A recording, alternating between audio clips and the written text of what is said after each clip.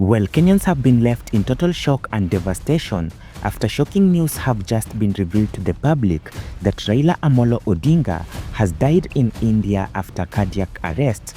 Some major breaking news. Indian news outlet ETV Bharat is now reporting that former Prime Minister of Kenya Raila Odinga is dead, quoting both police and hospital sources. Now, according to the news outlet, and I quote, Odinga collapsed during a morning walk within the premises of the Ayurvedic facility and was rushed to a private hospital in Kulam, where he was pronounced dead at around 9:52 a.m. Close sources to Raila Odinga, who had confirmed earlier on that he had traveled to India to undergo medication, confirmed that he had a heart attack while having a morning walk back in India. Now the question in everybody's head is ODM ready? Was ODM ready? Let's see how that's gonna pan out. Close sources to the family have not released an official statement yet, but just going onto news sources on the internet which are close to the situation, this is what has been revealed. Sorry to interrupt your morning. Now, former Prime Minister Raila Odinga has been confirmed dead, and it has been reported that he died from a heart attack earlier this morning while he was having a morning walk in India. Former Prime Minister of Kenya died on Wednesday morning in Kulam in Kerala's district following a cardiac arrest during his daily morning walk, police and hospital authorities confirmed.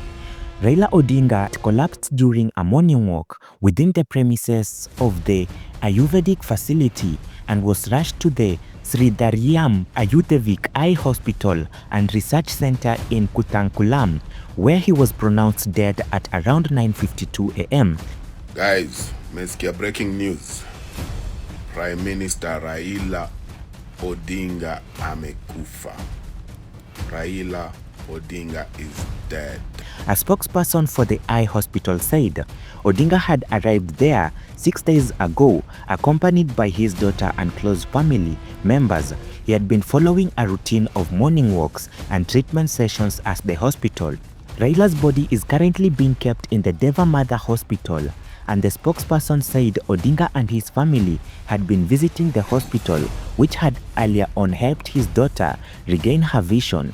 A police officer said that the information regarding Odinga's death has been conveyed to the FRRO, Foreigners Regional Registration Officers, for necessary procedures as per the protocol. Odinga served as the country's prime minister from 2008 to 2013 during a crucial period of national reconciliation and constitutional reform. Known for his fiery speeches and grassroots connection, he was a central figure in shaping modern Kenyan democracy.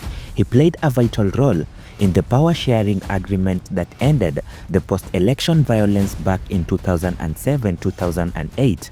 Emerging as a national leader who advocated for dialogue and reform, Odinga was also a long-time opposition leader and had the Organic Democratic Movement leader and the head of the Orange Democratic Movement. He continued several presidential elections.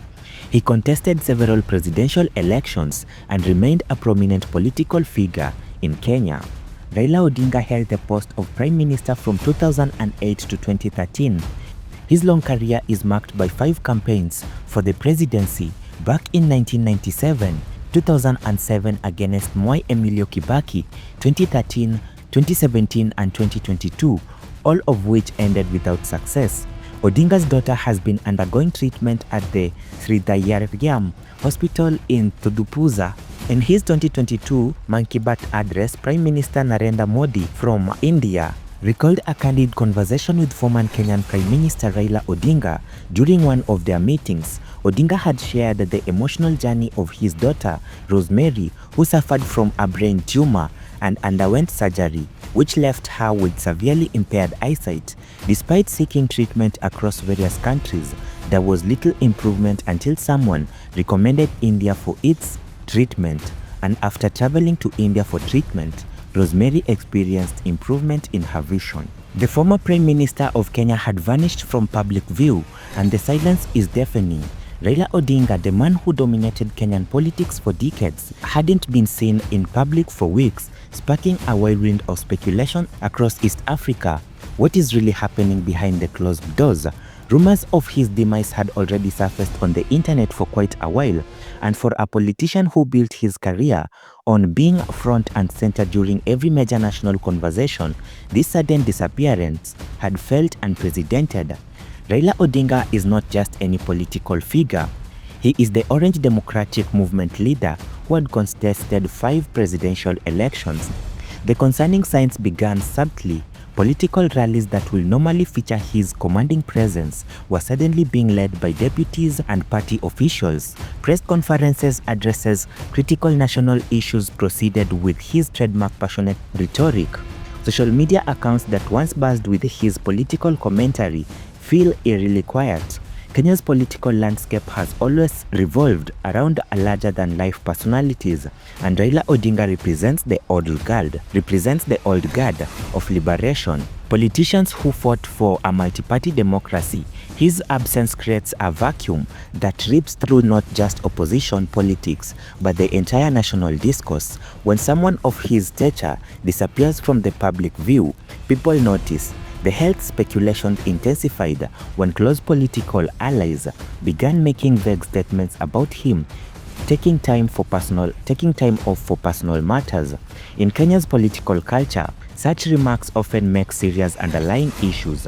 The 79-year-old, 80-year-old turned politician has weathered decades of political storms, imprisonment during the authoritarian era, and the physical toll of countless campaign trails across the country. What makes this situation particularly intriguing is the timing.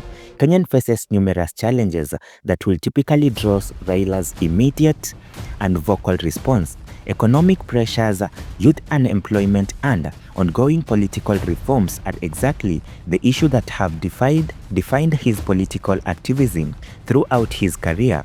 His silence during such critical moments sends ripples of uncertainty through his support base. Close sources within political circles have whispered about medical consultations and family meetings, but official statements remained frantically vague. The Odinga family, known for their political transparency, have maintained unusual discretion. This departure from their typical openness only fuels more speculation about the sovereignty of whatever situation they are managing privately. The impact extends beyond Kenya's borders. Raila has been a significant figure in East African politics, often serving as an elder statesman in regional disputes and democratic transitions. His influence is organizations like the African Union, and his role in mediating conflicts across the continent means his absence creates a diplomatic implication that extend far beyond domestic concerns. Political observers note that this disappearance came at a particularly sensitive time for Kenyans' democratic institutions. The country continues to navigate post-election reconciliation processes, and Raila's voice has historically been crucial in maintaining opposition oversight of government policies. His absence potentially alters the entire dynamics of political accountability in the country. The general implications are equally significant. Raila represents a bridge between Kenya's independence generation and the contemporary politics going on. His potential stepping back from public life, whether temporary or permanent, had symbolized a broader transition that many weren't prepared to confront. Younger politicians within his party suddenly finding themselves thrust into leadership roles they may not have expected to assume anytime soon. Medical experts, speaking generally about public figures in their late 70s, emphasize that health challenges at this age can emerge suddenly and require intensive management.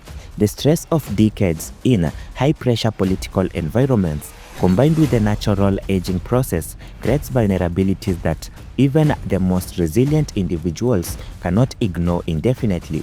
The media landscape in Kenya reflects this uncertainty, with newspapers running conflicting reports and television stations struggling to balance speculation with responsible reporting.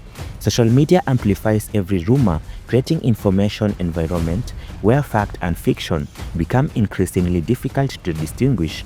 International diplomatic circles are also taking notice, as Raila's relationships with global political figures and his role in continental organization mean that his extended absence affects ongoing diplomatic initiatives and international partnerships that Kenya had cultivated for years.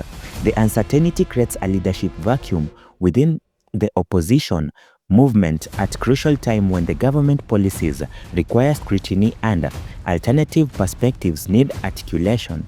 Political parties across the spectrum find themselves adjusting strategies based on the assumptions about his availability and capacity for the future political engagement.